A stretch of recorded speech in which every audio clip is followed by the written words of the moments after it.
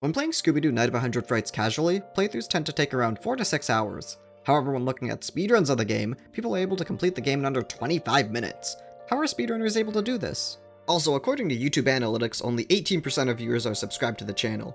If you're not already subscribed, please do so and like the video. It would go a long way to help support the channel and I would greatly appreciate it.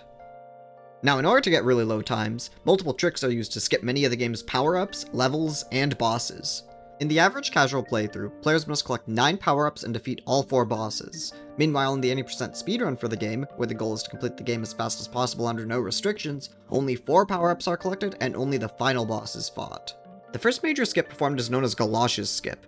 The fishy clues levels are blocked by these barrels sitting on tar. You're supposed to use the charge attack on the barrels to get through, but Scooby is unable to use his charge attack while on the tar.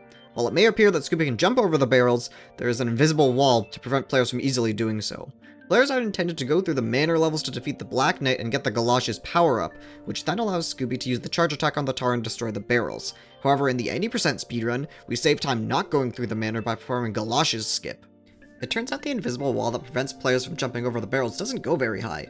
While it is tall enough to prevent players from jumping over it from the ground, there is another barrel we can use to get a bit more height. When jumping off this barrel, Scooby can get enough height to jump over the barrier, skipping the Galoshes, the Black Knight boss, and a very large portion of the manor levels. The second major skip done is Redbeard Skip. Players can enter the back part of Creepy Crawly's 2 relatively early in their playthrough. The door at the top leads to Little Lab of Horrors, which is actually the last section of the game. However, Scooby is unable to get there until he gets the soap power-up, causing 2 bats to spawn, which Scooby can use to get to the top.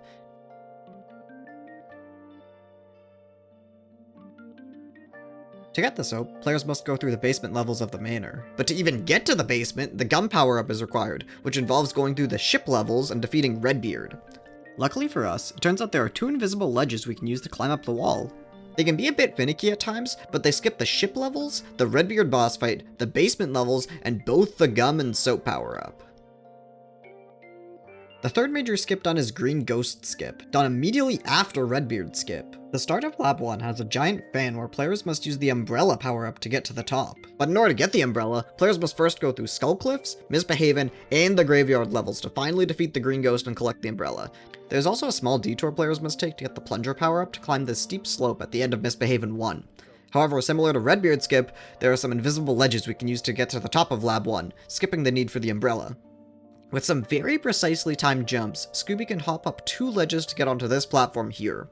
While Scooby can't jump to the other side on his own, these 2 bats are both pretty nice and can help us get there, skipping Skull Cliffs, Misbehavin', the graveyard levels, the Green Ghost boss fight, and the umbrella power-up.